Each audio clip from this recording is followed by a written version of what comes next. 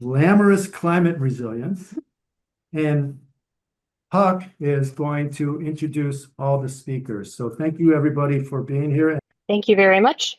So yeah, as Matt said, my name's Puck Melamed. I am a cataloger at the Boston Public Library and with a passion for climate work and environmental justice.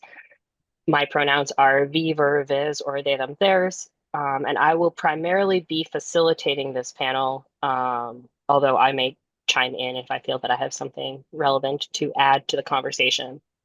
And actually, I will ask the other speakers to introduce themselves, to share your name, your pronouns, if you're willing to share those, and then what your relevant work is, because related to the discussion, which is going to be at the intersection of galleries, libraries, archives, museums, memory, work, and records, and climate resilience.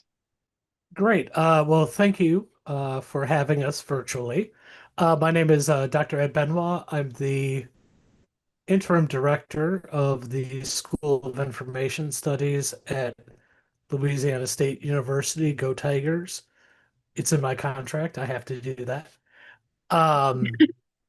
My pronouns are he and him, and my background is actually I don't I'm not a former archivist. I could still be an archivist if I wanted to be. But I do archival education, and I'm the co-founder of a climate change project called Protect GLAM. And we've been working on developing a risk assessment scale for all of the galleries, libraries, archives, and museums in the United States. My name is Paul Fenton. I'm currently the Director of Environmental and Outdoor Education at Discovery Museum in Acton, Massachusetts. And I'm a museum educator. I worked at New England Aquarium for about 10 years. And so my work is very much kind of in the intersection of climate communication and museums. Hi, everyone. My name is Rachel Boyce. I use she, her pronouns. I'm the Climate Justice and Resilience Manager for the Better Future Project. I wear a few different hats. I guess the short of it is that I do work. And so that's both in how are communities responding to and recovering from extreme weather events now, and also how are we going to pay for the resilience work for what is to come. So the direct community work I do is through CREW, Communities Responding to Extreme Weather. We have a resilience hub network across the country. These are third spaces that are heeding the call for community resilience and creating space for communities to go for and find resources on preparing for and recovering from extreme weather events. And then the other hat I wear is I'm a co-lead on the Make Polluters Pay campaign. That's the Pass a Climate Super Fund here in Massachusetts to help fund the resilience work that we need for what is to come. Elissa Cadillic. I am the what hat am I wearing? President of AFSCME Local 1526 at Boston Public Library.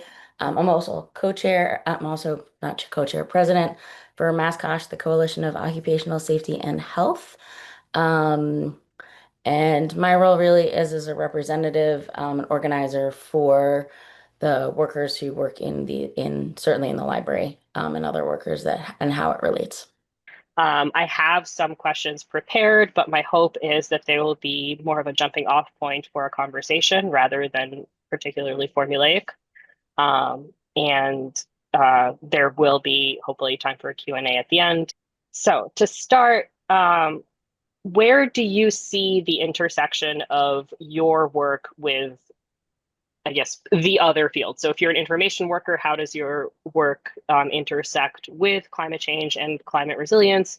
If you're a climate worker, how does your work intersect with the information field and those spaces? And we'll just keep it in the same order if that's fine with folks. So Ed, Paul, Rachel, Elissa. So this is a really interesting question for me because with our project, my co-PIs are actually both climatologists who never thought about, well, they had no idea what GLAMs were. Like they knew the individual components, but they had never thought about their work in relationship to cultural heritage. And it wasn't really till I moved down to Louisiana and, got to see things firsthand, that I really began working with climate change issues specific to GLAMs. So I would say my work is directly in that intersection. And it is really interesting for our team because we do present and talk at areas that I'm more comfortable at, like this. But then we also go to hard science conferences and have to reinterpret why things matter into the scientific speak. So we're constantly having to almost, it's not code switching, but it's just retranslating our language. And I know this is probably later, but right now that's part of it is also not using necessarily the phrase climate change, but just hinting at it, to make sure we don't upset some funders somewhere, which is always a struggle. I mean, we actually did lose our federal funds recently, but so did everybody else. So I always say that all work is climate work, and that climate change is the biggest challenge that our species has faced, and that it's right all around us. Everyone, I think, kind of hears what I'm saying. But right, that's easy for me to say. I'm right, somebody who has spent a couple of decades at this point trying to communicate with the public about climate and getting people involved in the in solutions, right, towards reducing our fossil fuel emissions and all that stuff, right? So yeah, that's again, for me, it's that I started my career off as a museum educator, not necessarily thinking that I was going to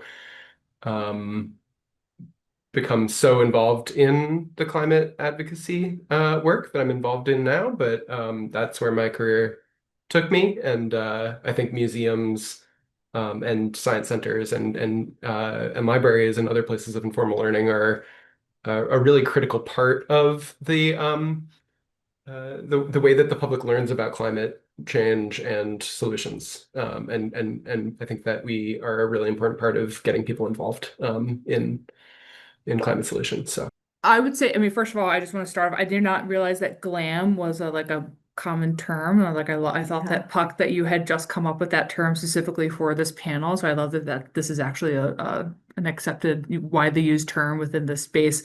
Can you remind us what it means again with the acronyms? Galleries, libraries, archives, museums, memory work, and records. So GLAMMR with 2 M's. Yeah, GLAMs tends to be more common. I first encountered GLAMMR actually through the Mastodon instance, glammr.us, which is the Mastodon instance I exist on, which is focused around that field.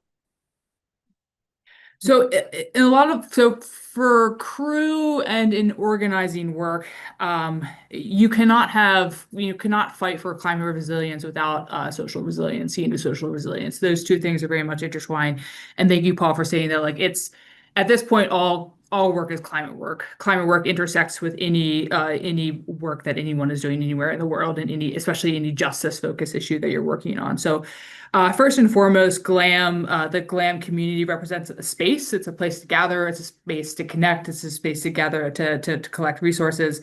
It's a place for you to find knowledge, inspiration, assistance, for you to look for a temporary shelter.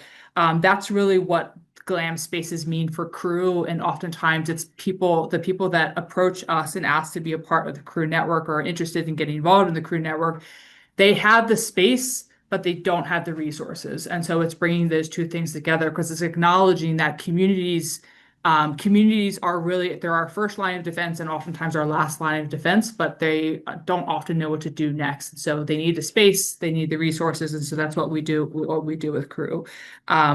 So I also want to highlight that it is oftentimes the employees that work in GLAM spaces are asked to do this additional work without necessarily receiving the resources to uphold their current work. Library staff are asked to be social workers, are asked to be trauma-informed counselors.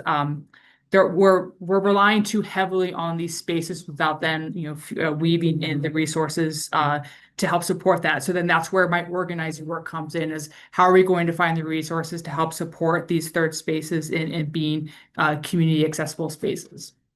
Wearing two slightly different hats, but kind of in the same realm of thinking about how it intersects and working with it. For working in the library and being the president of a local means that our folks deal with this and deal with people who don't necessarily believe that there's changes in climate and and making sure resources. And so sort of understanding and working in spaces that are affected by changes in in what we're talking about, and having to fight to maintain safe spaces in there. The other, I think one of the bigger things that helps me bring my role, both as president, as a training coordinator of BPL, is my role in the MassCosh world, where we work a lot on the intersection with all of our organizations. So, and I too will admit that GLAM was a new one. I was like, oh, I love this. But I was like, oh, that's a thing out there.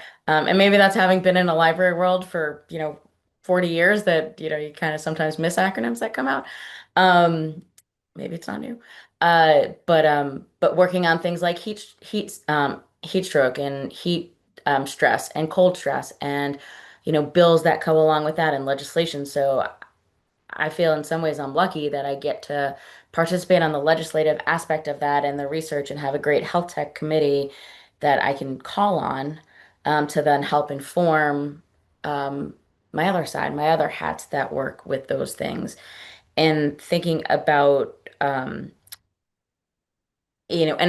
to go to, I think Rachel said, I think everybody said it, everything intersects together. You can't have one without the other. You need to bring all the pieces together and think about how they are intertwined. And also part of for me is how to make them relatable.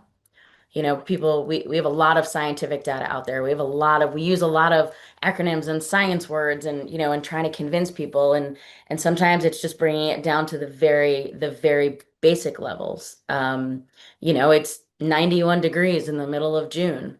Why is that? We've had 13 weeks straight of rain, 13 weekends straight of rain. Why is that? So, some of those things, I think, really just thinking about 107, I do not envy you. What that looks like. 91 is my limit for that, and humidity. So, but all of those things play in, right? And so it's taking these things and looking at those patterns, and not at the necessarily a lot of times we pull, well, we have this article on this, and we have the data points from this. And I think from certainly the way I work at it, and knowing that I represent a large range of people, some of whom have no experience even doing scientific research or research in general, sort of putting it into terms that people understand, and that's helpful when we are looking at across the board. Thanks, everyone. And I really appreciate the many different ways in which you all touched on the concept of of communication, and like how do we communicate the information that we have access to in a way that it will be received. So I guess let's talk a little bit more about that. What is how do you think about relationship building? How do you think about communicating, and also about the different audiences that we're communicating with? So both within our own institutions, and then also with the people that our institutions serve, and then perhaps more broadly with the public as a whole. So I was actually just thinking, as Elissa was talking about, well, Elissa, now I forgot who was talking about it, but working with the legislature, because a lot of times there is that importance of putting things into the context of the audience. So I would love to talk about the importance of cultural heritage, but they may not care about that. What they care about is how much money would it cost to rebuild this building? If a public library just disappeared and all those services had to go somewhere else. Or to turn it on its head, one of the big things that I always stress is the importance of sustainability and sustainable practices, and just admitting just how energy gluttony a lot of glams actually are, because of we have to keep things at certain temperatures. And we tend to be in older buildings that were not designed for this. And being an example for the rest of the community on these are simple, sustainable practices that everybody could do. And look, we're doing it and we're helping save money by lowering energy costs. But I'm always trying to think of different ways of selling resilience work as a general community benefit to people who are only thinking in terms of dollars and cents, particularly politicians.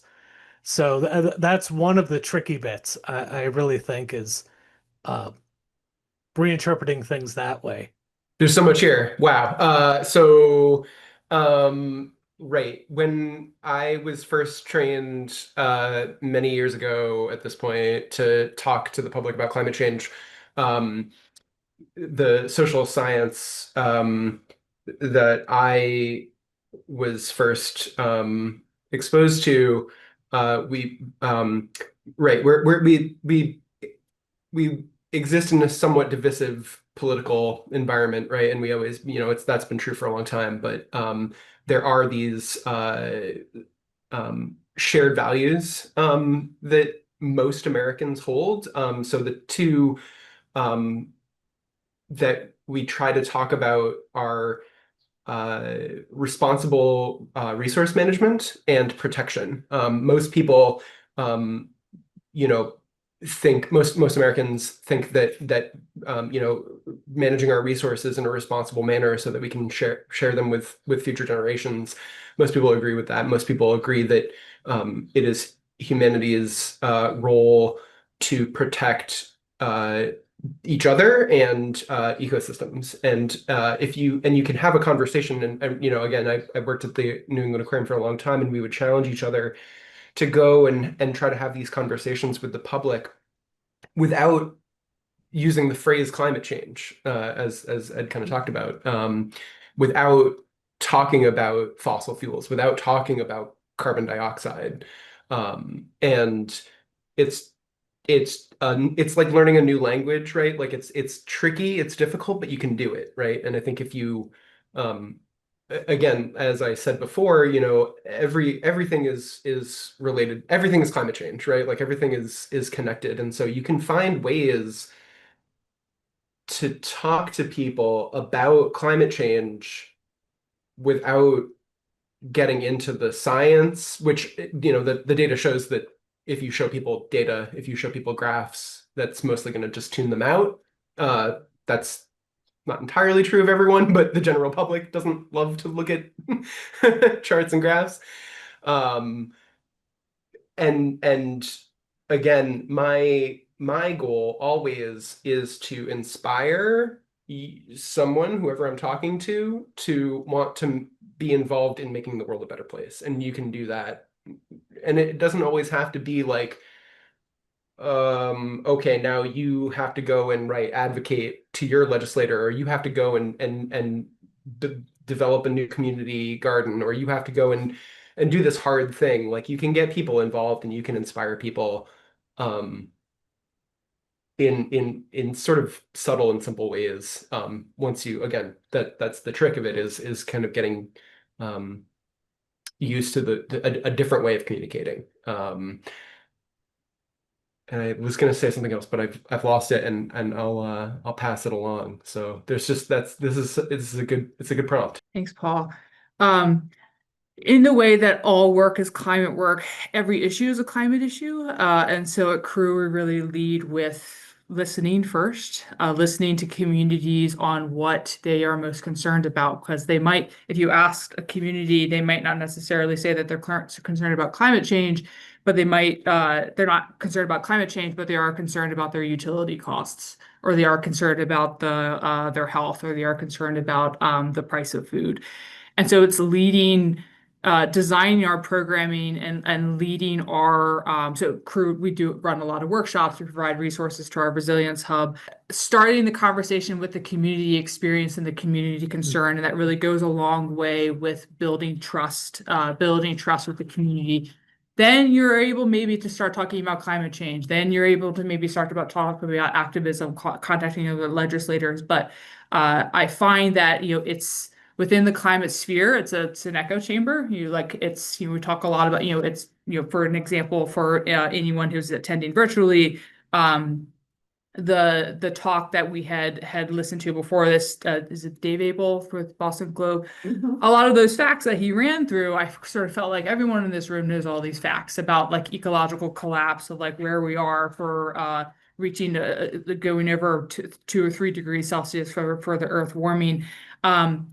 A lot of people don't want to hear that. They don't want to hear that they can't possibly think about their day to day. And I'd actually say that it is a privilege of ours to start focusing like on this data and turn around all these facts and have these higher level conversations.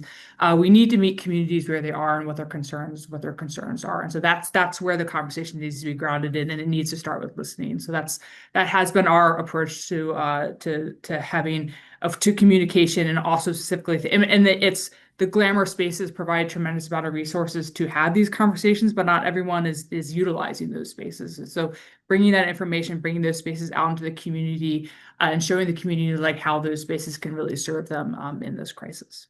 Some great lead-ins from my co-panelists here.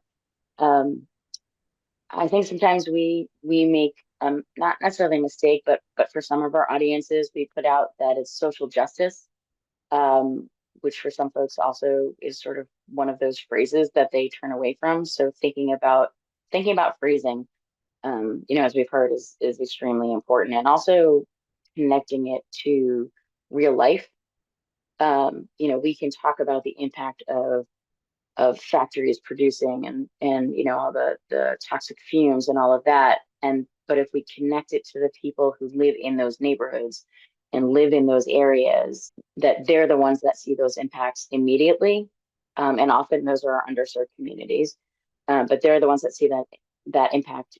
But the place that lives, the islands, or the folks that live far away from it, may not see, they're going to see stuff come across, but they may not have the same ready impacts. So making sure people are aware of, so introducing that into the conversation, the more that we tell real stories about people along with the facts and the data, that's what draws people, I think, to do something or want to make change, is when you hear of, the small child who has, the communities that have a high rate of cancer, or, different things. And you're thinking about, okay, why is that happening? And then also making sure that we're not targeting people, right? Some people drive, like I drive, but not putting down those people. Like it's not an if that, if this or that. It's not taking away, but it's being, thinking about it. Like, are there days that, so like, again, days I take the bus because I don't need to necessarily drive, but it's a combination. And, and saying to people, well, you have to bike. I can't bike. Like, look, I live an hour plus from my work site. There is no way I'm biking to work. Or just things like that, where we're really being cognizant of it, and then getting those stories to our legislation, and recognizing that everybody has a different way of doing things.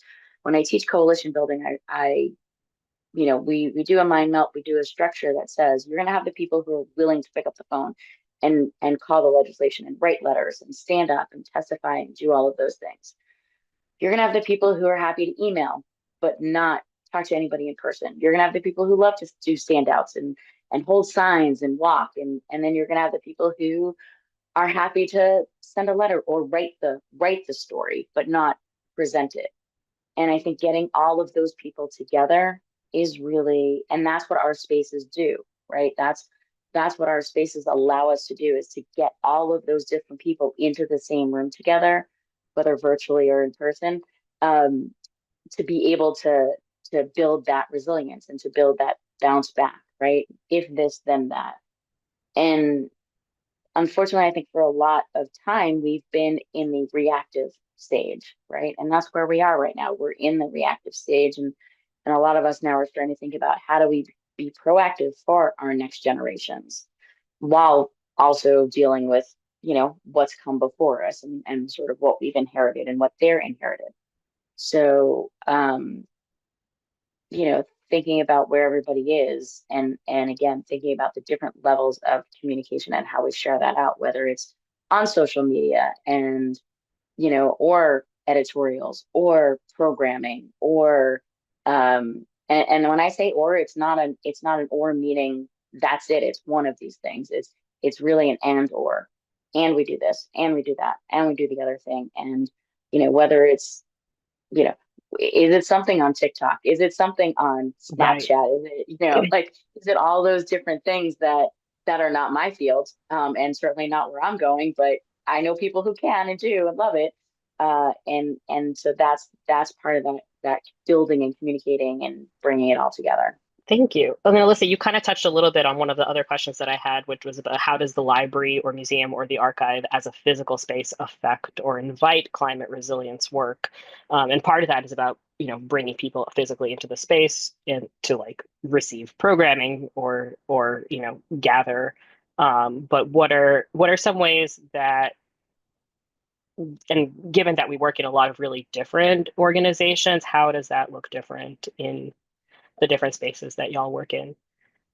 And the other part of that is, I guess, like how does a physical space work against it sometimes?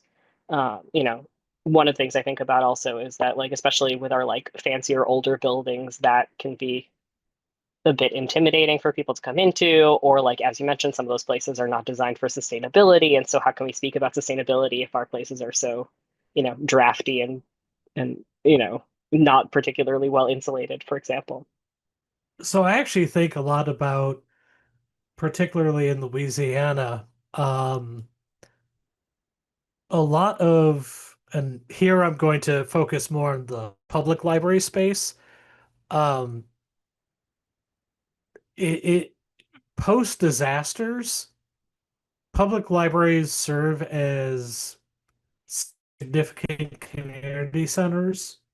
The first places that have internet access, FEMA tends to set up there.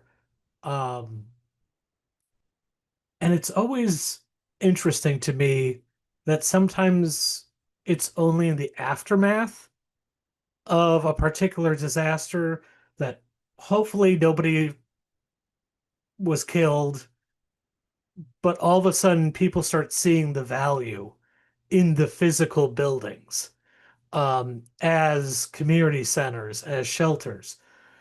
I think it's also important from the museum and archives perspective to show people physically where things are kept. Because there's the general theory concept of, oh yes, the archives and the museum has all this stuff in a warehouse somewhere. But until you actually see it, and until people make that connection between this is our heritage that they are protecting, I don't think that they quite value it as much. So the first place that my brain went in that question is that I don't know the data as well for libraries, but museums and other places of informal learning are among the most trusted sources of information for the public. And I imagine that's probably similar for libraries. People think of museums as, even though we're not, they think of us as being sort of impartial, right? And not biased, even though that's not really a thing. You can't be not biased, in my opinion. And so, but that's a superpower, right? So yes, there are barriers, perceived and real, to coming into our physical space, but people like us, right? And as a children's museum, especially, like we're a place where fun happens. And I think that is a great, like I said, a great superpower, right? That we can invite the public in to a space where it's fun, and it's joyful and it's playful, and we can have conversations that, again, hopefully don't feel too heavy. Like my goal is to not burden you, any individual, right, with the reality of our of the climate crisis, but to involve you, right, in a way that is still playful and fun. That's always for Discovery Museum. Fun and play come first, always. And because we are in a crisis, we can hopefully have a conversation that remains fun and playful and hopeful, but involves you, in maybe something that you hadn't considered before. And I want to respond quickly to Scott's question about students, because I worked with young people at New England Aquarium for a super long time, and this is related because I think something that's come up is the guilt that we sometimes feel driving, right, or turning on your air conditioning if it's 107 degrees, right, that we feel because we know that we feel guilt sometimes in utilizing technologies that are run on fossil fuels. But whenever I've worked with a lot of teenagers who are super fired up about climate change and climate action, and found myself always having these conversations to try to help them understand that they didn't, this isn't their fault, right? This isn't any of our individual fault.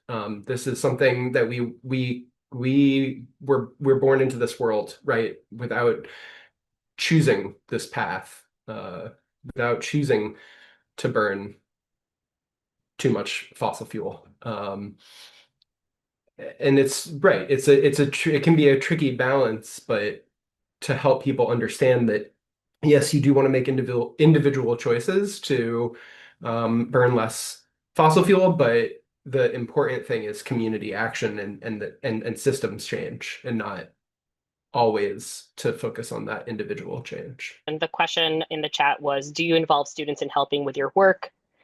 I don't know much about this field, but just thinking that in Louisiana, there are communities that are disappearing due to sea level rise, and perhaps students there could be interviewing members of those communities to preserve their stories. And maybe students work with you on projects to learn more about how people think and work on climate change impacts in your fields. Thanks, Puck. And I did make the chat visible to everyone in the room so they can follow along with the conversation that's happening there. Thank you for doing that. Yeah, of course.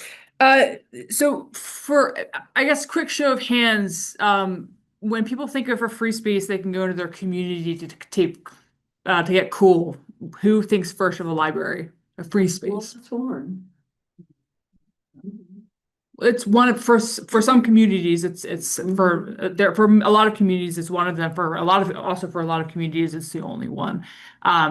So for both like an asset, like space is what GLAMMR, what the GLAMMR community, specifically libraries, are able to. That's how they invite a lot of climate resilience work and invite that conversation, because it's the place where you can go to stay cool. Some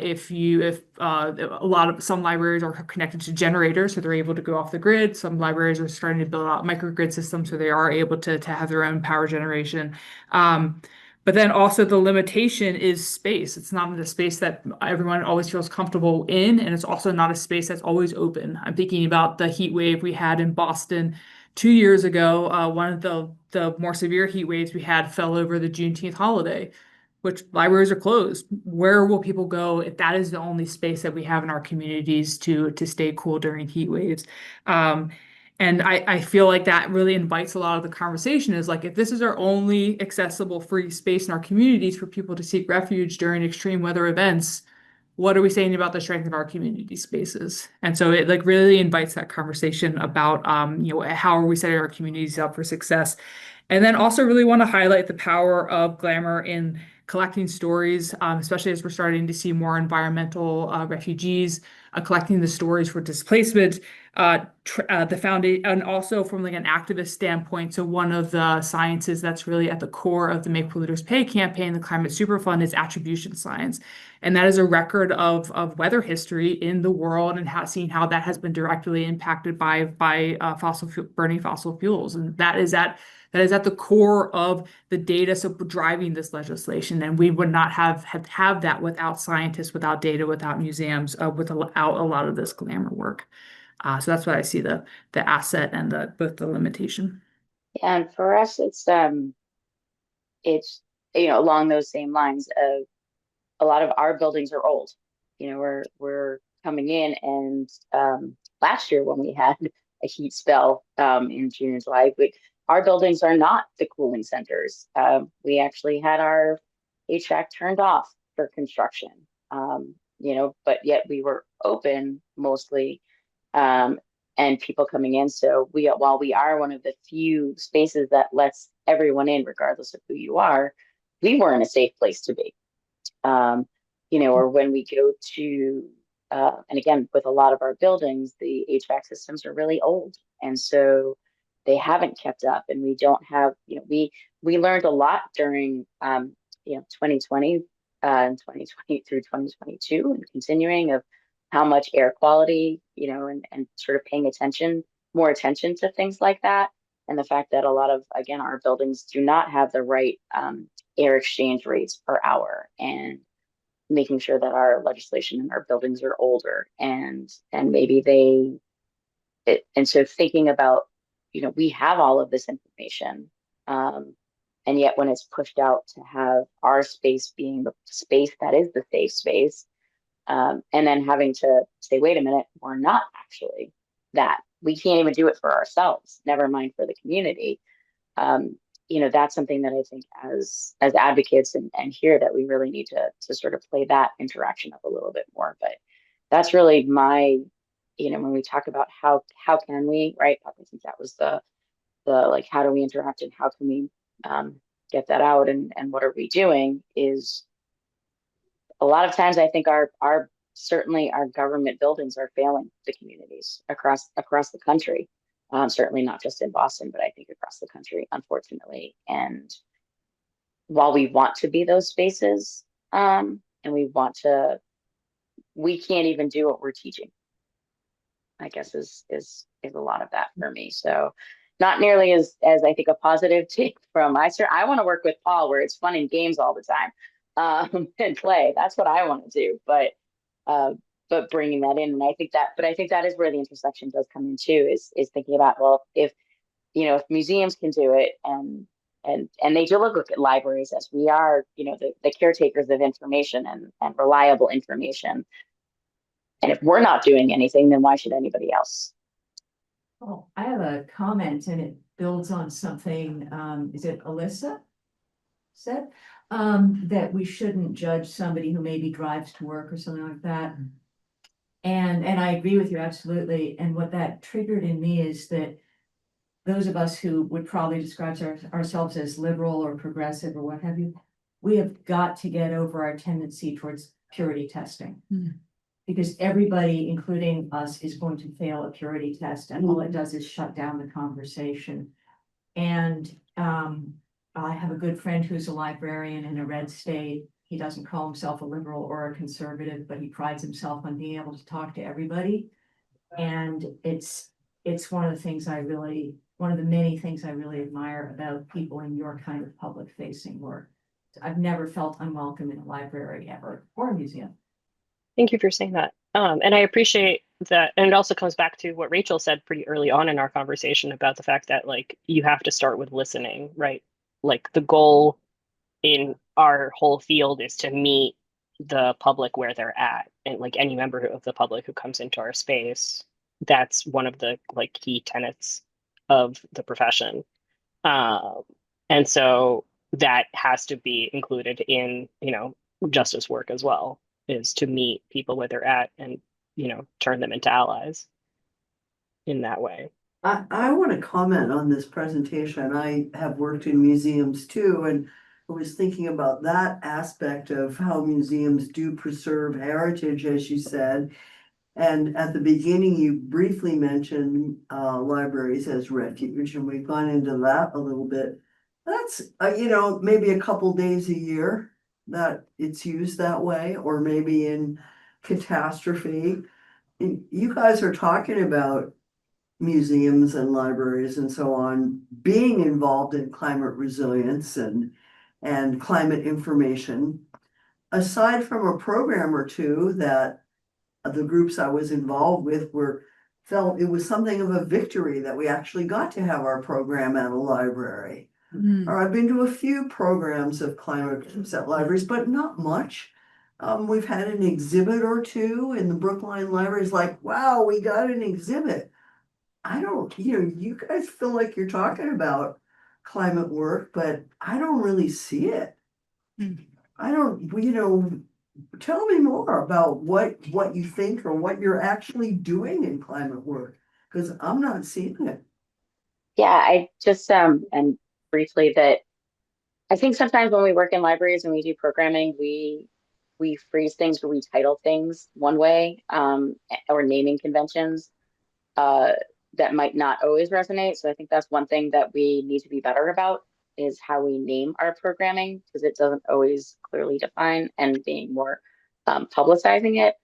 But I think, and I come mainly from the staff side, but also, to pay attention, because I train people to do the public side of it, is that there's a balance and funding and what that looks like. But I think that I think we can do more? Absolutely. I think everybody can do more. But I think even the small things that we talk about, for example, we just recently changed our receipt printer paper, which is both a health and safety thing, but also the production and what that looks like, and getting the toxicities out of that, which is not something we necessarily promote, right? We didn't put out there and say, hey, so I think sometimes, or that using green products, when we switched over to using green cleaning products, I don't think we put out a press release saying, I know the schools did, but I don't think BPL put a press release out saying we are now using green products across the system. So I think it's not always about the programming aspect of it. I think it's also the things that we are doing as institutions, going to, using LED lights, going to things that are on timers, or auto. I'm too short to get the sensors to always work, but those types of things. So I think those are the things that exactly, that's me jumping up and down trying to get them to turn on. I'm glad to know I'm not alone. So to your point, programming, absolutely do. I think we can do more of it, 100%. But I think there's a lot of stuff that certainly I'm talking about, that I see our institution doing, that we don't publish. We just kind of do it and don't think about it. And maybe that is a failure. Maybe we do need to publicize that part too a little bit more. I see Rachel and Paul have their hands up. I want to add real fast also that it varies pretty significantly from individual institution to individual institution. I know Boston, I would say Boston definitely does less than some other communities I've seen. When I was at the New England Library Association conference late last year, I learned about the Public Library of Belfast, Maine did a series of called All of Belfast Climate Dialogues, or ABCD. That was like an ongoing series where the community brought the climate-related issues that they wanted to talk about, and the library hosted and facilitated those. And that's something that I think I think that's something that, like, my institution, the Boston Public Library, could very well learn from. Or like the Free Library of Philadelphia has a green roof now.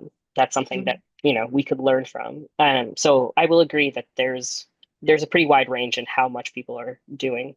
Of course, I'm not working directly in a library, but most of our resilience hubs are libraries, and a lot of the programming that I hear our resilience hubs running in their libraries, and that I have been really heavily pushing, is taking this more holistic approach to the causes and impacts of climate change. And so while there might not be programming that has like climate in the title, there is programming that is addressing an impact of climate change, whether it's offering translation services or tenant advocacy services, or programs on weatherization, things along those lines of like really expanding the types of programs that are offered through libraries, again, as those like free, safe third spaces that are addressing these many impacts, because it might not be that someone's, and also a number of our hubs are running programs on pollinator gardens or doing seed libraries, and those are also really cool programs, or even the programs on heat pumps. But those are only meeting like a very small percentage of the population where they are. These other like more expansive intersectional programming is responding to what I feel is responding to like what the community needs now, and that's understanding how to live in this current world. So while not necessarily having that climate in the title, being directly related to climate change. Yeah, just real quick because we're almost at time here, but everything that everyone just said. It's not always, there's almost never, especially, working with young children, climate's not necessarily going to be in the title, but my job, I see the most important thing is to help young people and their caregivers fall in love with the natural world. We take them outside, we play outside. When I was at the aquarium, we introduced them to ocean animals to help them fall in love. That's climate work, right? That's 100% direct climate work, in my opinion. So yeah, and there's a whole climate museum in New York. There are climate exhibits out there for folks that maybe want a little bit more information, but as we've talked about, information is not necessarily what we need. It's to be inspired. And one of the other things that I do is to talk to other museum professionals. I coordinate a community of practice within the New England Museum Association. And we talk about climate and environment every other month, right? So I think that my work doing that is maybe more impactful than if I designed an exhibit about climate change. Maybe not, I don't know. But that's how I approach it. And I forgot to brag. The Discovery Museum is 100% solar powered, and we're about to announce that we're carbon neutral. Don't tell anybody because it hasn't actually been officially announced yet. That is wonderful. Well, it's just a comment that I wanted to organize a book group around climate change in my library some years ago. And the librarian actually wanted to change the title, and we called it an environmental book discussion group. And she felt like it would be more inclusive that way and more people would feel comfortable attending. So yeah, picking the right language for the audience is always one of the challenging things, as folks have mentioned already. So down here in Louisiana, a lot of times it's just talking about the disappearing coastline. It's something they could physically see in front of them. And honestly, a lot of the citizens don't care what's causing it, but they're glad to help stop it. So there is that. But yeah, I get invited to do a lot of workshops on specifically how patrons could plan for hurricane season and plan for disasters, and making sure that they're protecting their family heirlooms and papers and things like that. And I do always kind of tilt the conversation a little bit to let's talk about what's causing this problem. And there's actually one parish in Louisiana that if you look at it statistically, either it's really due for a natural disaster or it is the luckiest place on earth because they have not been hit by a hurricane in like 75 years. And it's right along the coast, which is baffling. I don't know why I brought that up, but yeah. Well, thank you everybody so much. Thank To the you. panelists and to the folks who came to listen to us talk. Thank you, Puck, for organizing Thanks, this. everyone.